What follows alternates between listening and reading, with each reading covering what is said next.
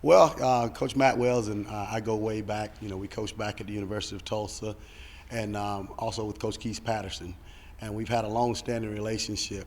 Keith Patterson actually has tried to hire me at West Virginia, Pittsburgh, and Arizona State, and then here at Texas Tech when he got here last year. So we've always stayed in contact. Coach Wells, during his tenure at Utah State, stayed in contact with me. Matter of fact, when my book was released, he bought books for all of his staff there. So, we had a genuine friendship. And when he came after me, he just sold me on the vision, that he had here. And there's not a lot of situations I would have left Duke for, naturally being there 12 years. But, just continuing to talk, and it was a long courtship. It was probably about a month and a half of us talking and sharing ideas or whatever. And I told those guys, I wouldn't do anything, before signing date out of respect for the people at Duke. But once we sat down and talked about it and I had a chance to meet with them, I felt like this was something that was a little bit unique in college football. How so? How is it unique? Jared Johnson inside the Red Raiders 24/7 Sports. How is this situation unique? Well, I think, when you look back at our tenure at Duke, we got to Duke in 2008, and the program hadn't won a lot of ball games. But, the program, the fan base, and everybody else was hungry for some success. So I kind of fast-forwarded a little bit and compared the situations a little bit. Matt's getting here. He's shown what he can do at Utah State, and then just kind of talking to me about some of the missing pieces and some things that need to be done here and how my personality, my coaching style, and things could fit. I kind of compared it to a lot of the situations that I've been in. From a recruiting aspect, what do you bring to the table, and what are your responsibilities in terms of recruiting for the staff? Well, I think what he wants to do with me is to get me involved, with more than just my position. A lot of people that are on the board. I think, the social media presence that I have brings a lot to the table, and he was very honest in the fact that he wanted to bring that aspect to Texas Tech. I think that's one of the things that separates me from a lot of people is because, for one, I was at Duke for 12 years, which allowed me to stay consistent in the things that I was selling and the things that I was doing. And that allows you to get relationships with coaches and prospects that you might not see personally, because they're linking up with you on social media and finding those things out. So the brand was already built in what we had, so now we're just implementing it here at Texas Tech. How does it help you, implementing social media? Because you are very active on social media. How does that help you on the recruiting trail and just in general as a coach? Well, I think it allows people to see who you are. I think it allows people to see your coaching philosophy. I think it allows people to see what you believe in.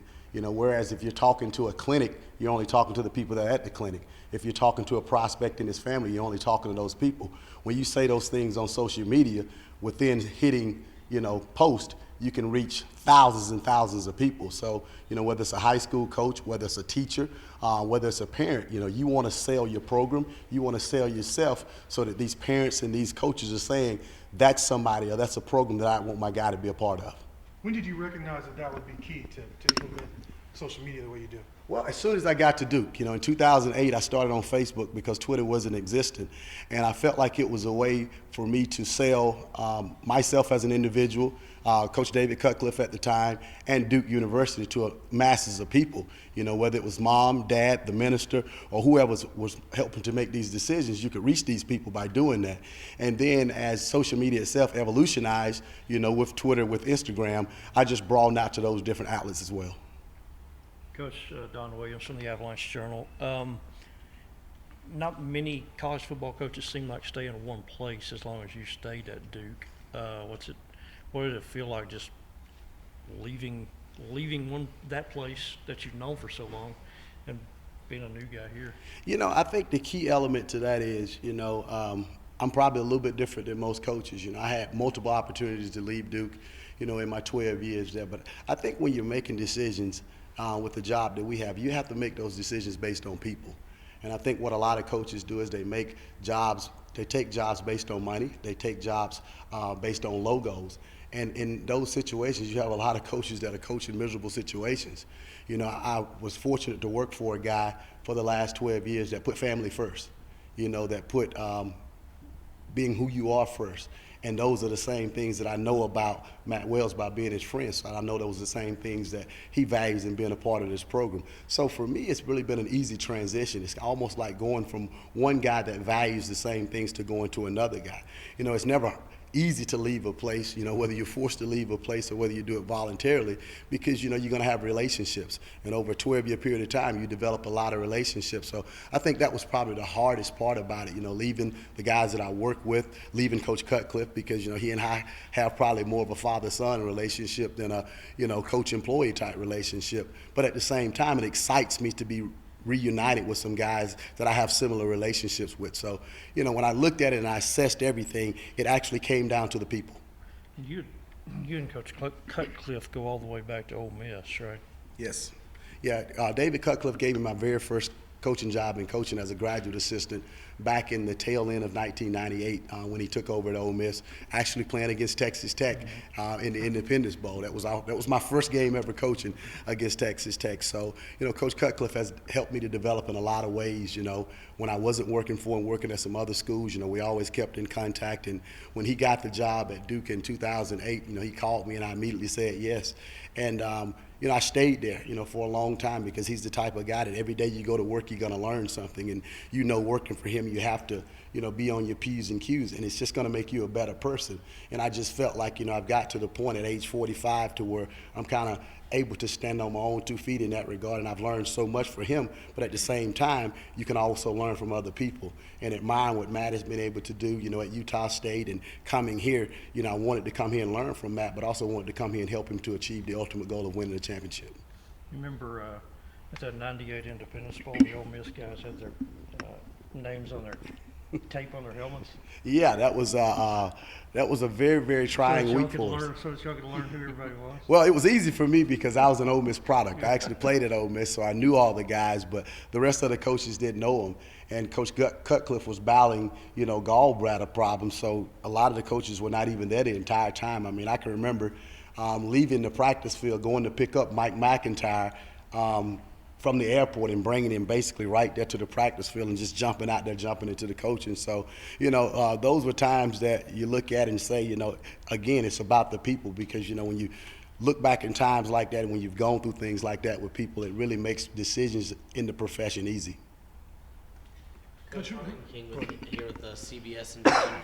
You mentioned earlier how you saw some similarities between how Duke was and how Texas Tech has the potential to be, but more on what did Matt Wells sell you on when you mentioned the vision he had for this program? What were some of the more examples of how he really won you over to come here? The better question might be, what did he not sell me on? I think the first thing I would probably tell you is the fact that, Matt did such a really good job of recruiting me, opened my eyes to a lot of things, because today's world has come down to recruiting. And it comes down to having a head coach, because of the limited amount of time that they can get out now with the new signing day. It comes down to having a head coach that you're going to be able to parallel yourself with in recruiting. And I'd been around Matt, but like I said, I hadn't recruited with him or worked with him in a while. But when you just see a person being as relentless as he was and trying to get my attention and sell me on the things, and when you look at, some of the selling points he had, you visualize yourself saying, I'm an assistant coach and I can only get these guys to a certain point, but it's going to take the head coach to be able to close these deals. I felt 100% comfortable saying that, Matt Luke is one of those guys. Matt Wells is one of those guys that, we can team with right now and be able to get a lot of things done. But I think, everything from just what he's looking at, the thing that impressed me most of all is he didn't sell me on winning 6 games. He didn't sell me on winning 7 games. All he talked about was winning the Big 12 championship. He talked about being in the Final Four, of college football right there at the end. And when a person has that much ambition, it ignites you to want to be a part of something like that. Coach Taylor Peters at Texas Tech, and kind of going on with what he had asked a little bit earlier, when you're trying to create a turnaround in a program, what are the things that you, this is kind of a loaded question, but what are the things that you have to see from your players in order to be able to make something like that happen? Because it, of course, starts at the top, but the players are the ones who have to really take pride in being able to do something. I think the number one thing you have to see is belief. I think if you're trying to sell to any organization, any corporation, any team, it has to be a belief system. And that's our job at the top to be able to do that. Because, when teams haven't had success, it's hard to get guys to believe that they can be successful. So that's the first thing you do before you try to put in any defense, before you try to put in any offense, or before you try to do anything. And I think, as a coach, the confidence that you walk with, the confidence you act with, the confidence that you talk with is something that they're going to see. You have to be a walking example of what you want them to believe in order to get them to believe. Coach, what positions are you going to have in your room? Like, who are you going to work with on a day-to-day basis? Well, I'm going to work with the entire secondary, and we've kind of been going through that the last couple of days and how we're going to do that. What we want to do is to be able to free Coach Patterson up to be able to kind of oversee the entire defense, but at the same time, allow him, when we need to break things down, to be able to coach, the spur and the two safeties and me zero in on the corners. Anytime you run a system like we're running, and, what we're bringing to the table is we're going to incorporate more of a nickel guy, into the fifth DB spot as opposed to a bigger guy that they've used in the past. It's hard for one guy to coach all those guys effectively because none of them do the same thing. So I think we have to be specific on a daily basis as to what I'm going to do, what Coach Patterson is going to do, and whoever we decide to bring in here as a graduate assistant, what his role is going to be. But collectively, it takes everyone. I mean, I think about having played the DB position back in my college days. If you're one guy and you're trying to coach 5 guys to do 5 different things, there's no way you can really perfect a lot of the techniques that need to be taught before you can do anything else. Will we see that nickel, more of a nickel, less of a bigger guy, kind of manifest as at the spur position? Is that kind of what you're talking Yeah, about? that's the spur position, and right now we're looking at, a couple of different guys, you always have to go to what you've recruited to and what you have to work with. My philosophy at Duke University was that guy was going to be a cornerback. And because what most people are doing nowadays, they have a really good athlete at the slot receiver position. And how we evolved to that at Duke is we had a guy by the name of Jamison Crowder who plays for the Jets now. And we did a lot of different things with Jamison to find matchups. And practicing against those guys every day when we were playing with the bigger guy, Jamison usually won those matchups. And then we went back and assessed our film. That's where we were giving up a lot of the explosive plays. So what we started to do was take one of our first or second best cover guys and put him in that position where you may lose some size. You're not going to give up most of the explosive plays. So that's kind of what we're going to incorporate here as well. Nice. Coach, Carlos from the Lubbock Avalanche Journal. I guess in terms of the secondary, what are you looking for a player? What's your prototypical type player that you're looking for in terms of what you're looking to do? I think the number one thing you have to look for at defensive back is mentality. You can say athleticism, you can say length, you can say size, speed, everything else, but mentality has to be first, because that is the number one attribute of a guy playing that position. Because some good things are going to happen, some bad things are going to happen, but you have to be competitive. And I think anybody we're going to look at is going to be athletic, but the one thing you have to be is a competitor.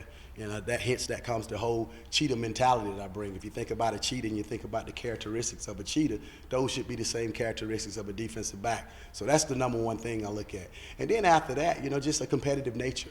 And a guy, like I said, I can come here and tell you guys that, I want all 6-foot corners and I want to be able to sign all guys that run 4-3 and 4-4. But we got to coach this team that we have right now. And then we got to be able to go out and recruit those guys. So our purpose isn't to wait until we get the guys that may be ideal. We've got to get this football team that we have right now winning.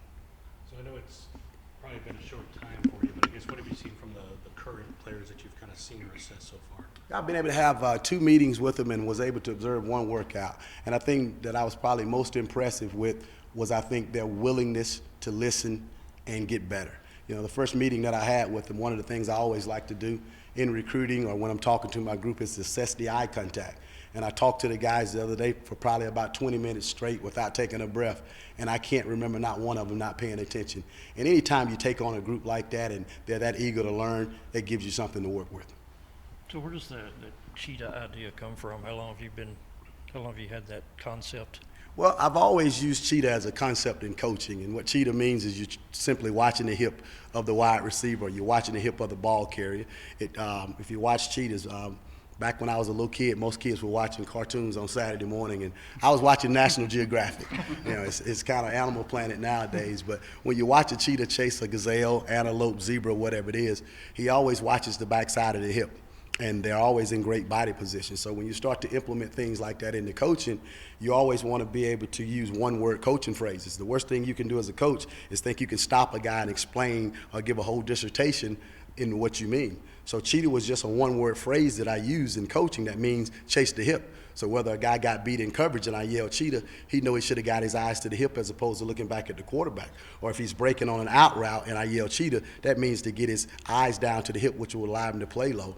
And when I got to Duke, we didn't have a whole lot to lay on. I think they had won 10 games in 8 years when we got there. There was nobody that had played in the NFL in a lengthy amount of time that had played that position. No all-conference guys, no all-Americans, so it was at ground zero. So I was trying to find a brand or something to be able to make it attractive to recruits, but also give those guys who hadn't had a lot of success there, something that they could call themselves to be a part of. So hence I started calling them Cheetahs. And after I started calling them Cheetahs and I started to put the Cheetah stuff on Facebook at the time to try to use in recruiting, I just sat at my desk one day and I said, what is a pack of Cheetahs called? I had no idea. So I hit Google on my phone and looked it up, and a pack of Cheetahs was called a coalition. And the unique thing about it is a coalition is a pack of male cheetahs, and male cheetahs generally hunt by themselves. But when they do hunt together, they will only hunt with their brothers. So hence, when you look at a whole secondary, it's a group, and it's a group of brothers. So there was born the coalition back in 2008. And, with the popularity of social media and being able to implement it and my guys buying into it, it became what you see today. And, last 6-7 years or so, it's been something that we could use in recruiting that young men all across the country wanted to be a part of. So we were able to put a couple of guys in the NFL. We've had several All-Americans. We've had several All-Conference guys. So it became something unique that nobody else in America had. So we're taking it from Duke and bringing it here to Texas Tech.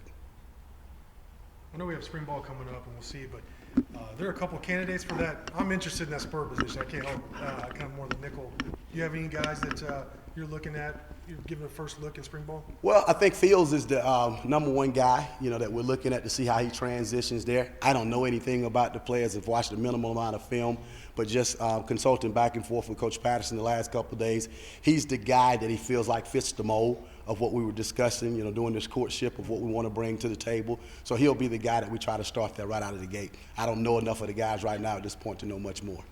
Coached the position my whole career. So it was a different type situation last year, but, still being involved was special. So, but it's good to be back on the field coaching position. What do you miss about that part of the whole thing? Just the connection with the players, your position players, that I've always had. That was the tough part. You've been on the other sideline before against Texas Tech, haven't you? When you were in Nebraska? Nebraska, New Mexico, yeah. What's it like putting a double T on this time around as opposed to having to look at like a Mike Leach offense across the other way? Well, I'm excited about this opportunity. I've always had a lot of respect for Texas Tech and the enthusiasm that the fan support that they have here. I know playing here was always tough, and look forward to being a part of this. What's your connection with Coach Wells? Just, I coached against him, recruited against him a little bit, knew some of the guys, but, never worked with anybody. So, I think mutual people that we knew helped also. Coach Don Williamson, the Lubbock Avalanche Journal newspaper. I guess, so how did it kind of come about for you to come here? Matt reach out to you, or how long? And after he contacts you, how long? Again, did it take you to saw make up your mind? that the position was open, so had some people that I know that are very familiar with me make some contact and see what was happening with the position, and I'm sure there was a lot of research done on me, and that's how it started, and the interview process and all that. What was it like to be part of a national championship program? It was special. It was unique. Been around a lot of championship teams, but never a national championship team. Just how things happen. There's a reason why things happen. It just the talent is there. There's no question about it. But just how everything came together, the organization, the work ethic of the players, everything that is involved with winning a championship was all there. And we got on a roll and gained confidence with each big win that we had, and there was no way that we were going to lose. We were going to win it, and we were counting the games. Those off-field analyst positions, there's a lot of discussion about them in college football right now, what they can bring to a staff. What did you primarily do there? What was your role?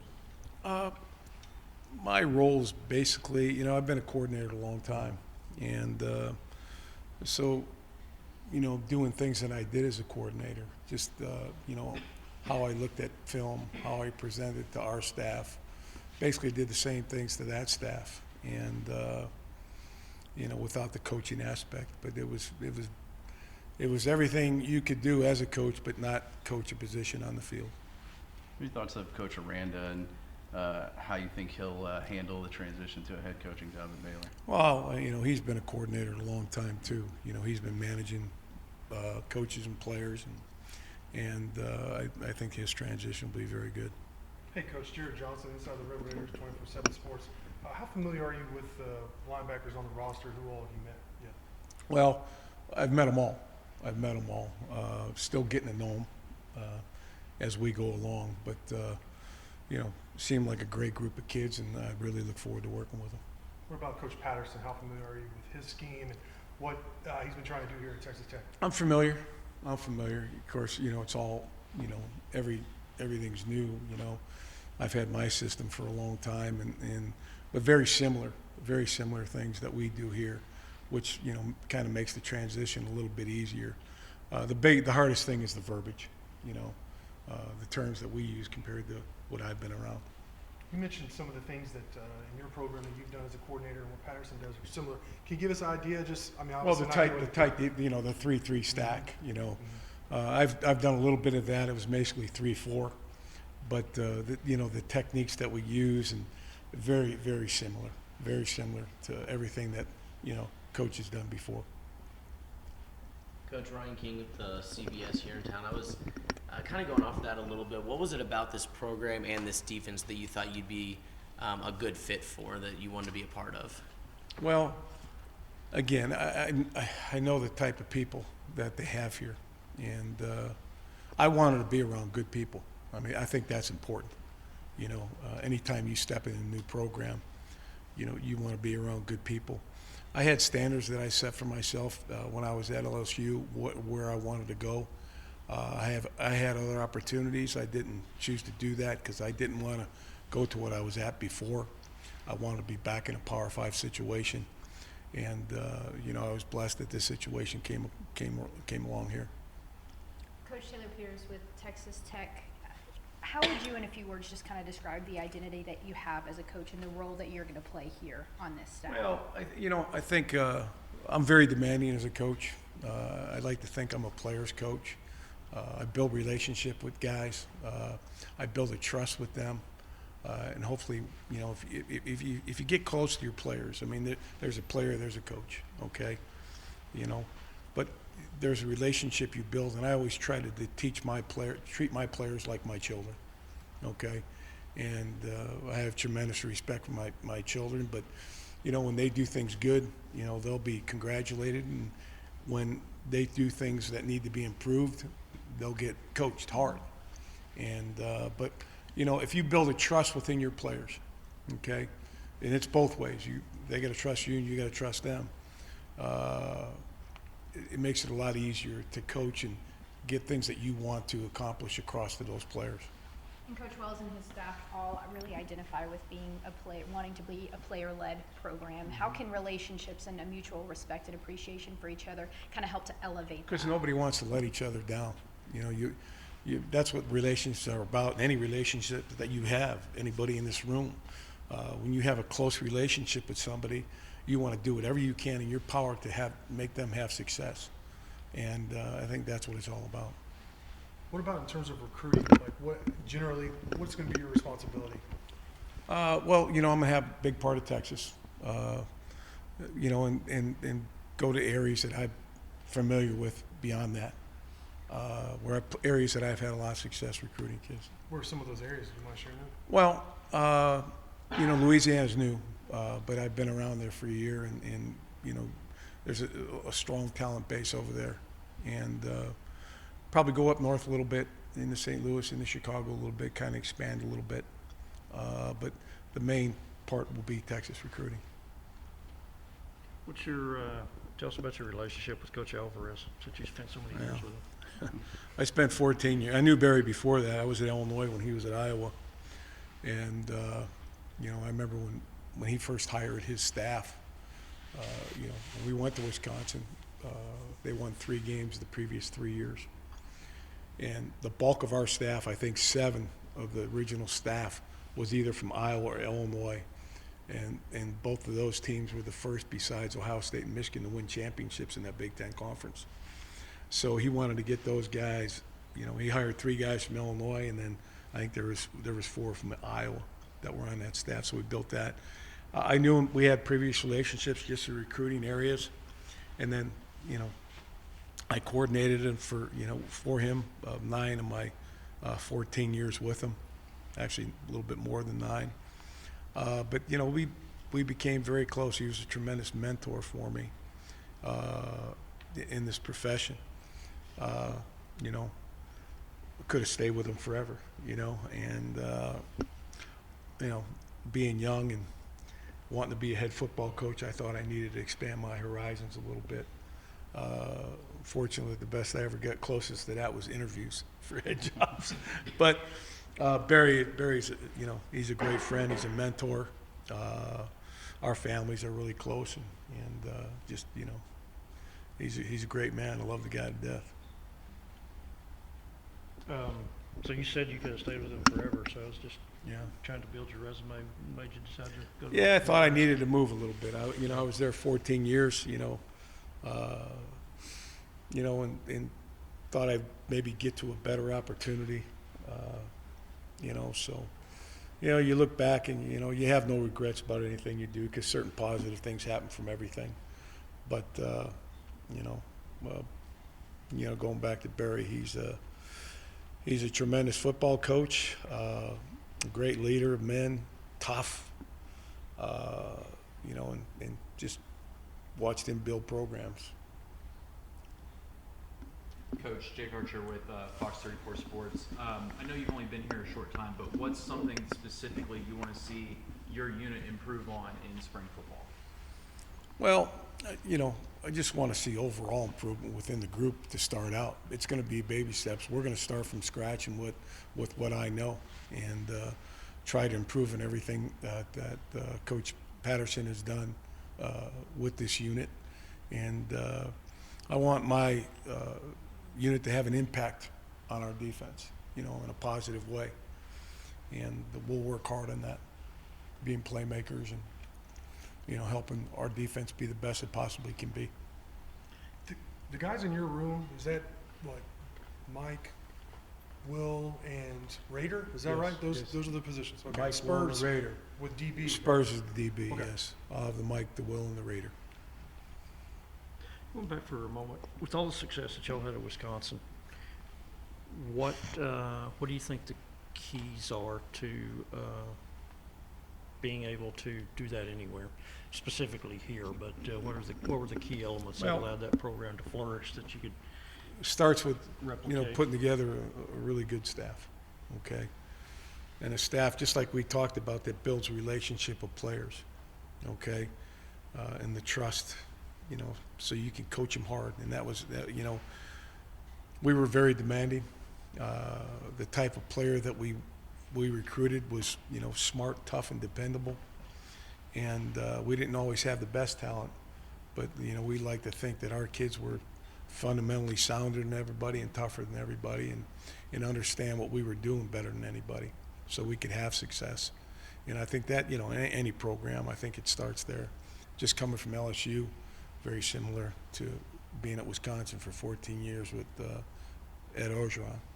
The toughness part of it, the really the player-friendly part of it, because as tough as these guys are, Ed, Barry, the players love them, and they play their ass off for them. Excuse me.